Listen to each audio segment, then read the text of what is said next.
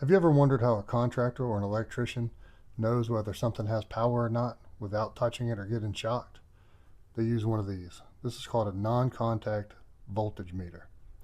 How it works is you put the end over here, the probing end, near something that you think might have power, and it'll light up or it'll beep or it'll do both depending on the tool, and it'll tell you if there's power or not.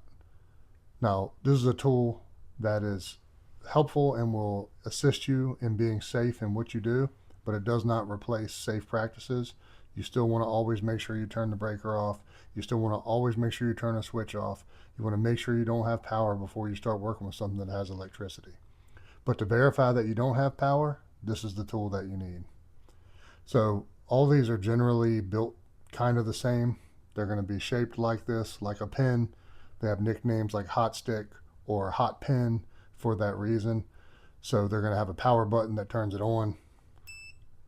They're going to have a light telling you that it's on. Some of them are going to beep, some of them aren't. Some of them you can do it either way.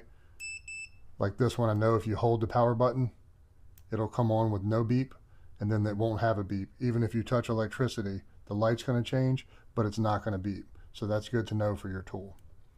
So if we turn this one back off and just click it once, it's on with the beep, and we know that. If you hold this near something that you know has electricity, which is how you test it to make sure it's working, and it still doesn't beep, then you need to check the batteries.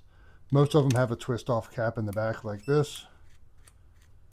Just like any other battery you would change, slide it out. These are AAAs. Make sure those batteries are fresh and charged when you're using it.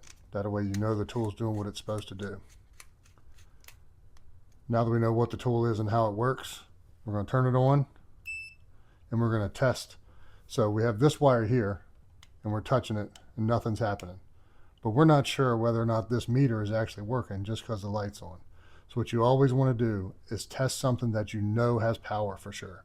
So a lamp cord that the lamp is on, an outlet that you plug something into and you know that it comes on, then you want to test it with this. So this cord I know has power. So when I touch it, the light comes on and it makes an auditory response. So then I can go straight from this one to this one, and now I know this one doesn't have power. Now that doesn't mean it's foolproof and always safe. Again, make sure you turn the breaker off anytime you're working with electricity.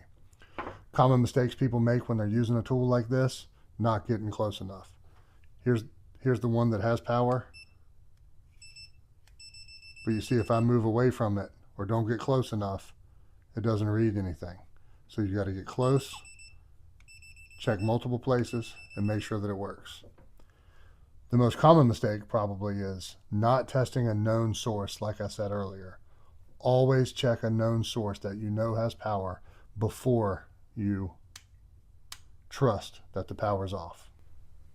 Well, now that we know how that it works, and we know how to operate it, how to change the batteries, and what it's used for, when you need one of these for your next project, we'll have it linked in the description below. Always remember, even when you're using a non-contact voltage meter, turn the breaker off, make sure the power's off, and always be safe. It does not replace using best practices for electrical safety. That's another video by Your Home Made Easy. Please like, comment, and subscribe for more.